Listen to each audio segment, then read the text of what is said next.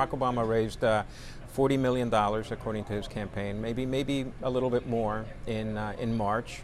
As you know, we won't be seeing the official numbers until April 20th.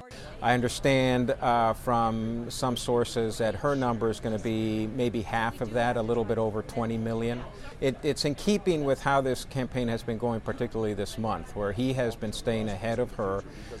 She had a particularly good month in February. She raised $35 million, and he came back and raised 55. So he's been constantly staying ahead, and it has allowed him to outspend her in all of these key states that have been contested.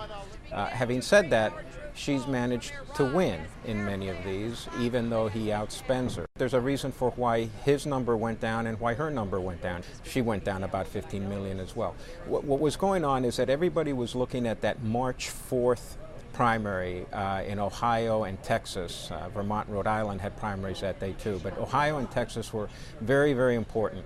In both campaigns were going to their donors and presenting that March 4th day as a key make-or-break day for both campaigns.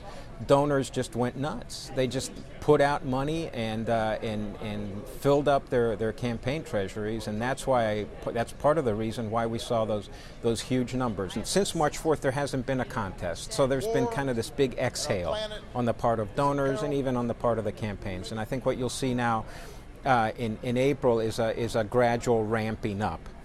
And even so, I don't think the April numbers, which are still a month from now before we even see anything, are going to be all that great. Campaigns need events to drive those numbers, and the next event is not until April 22nd. So we'll probably start seeing money come in after that contest.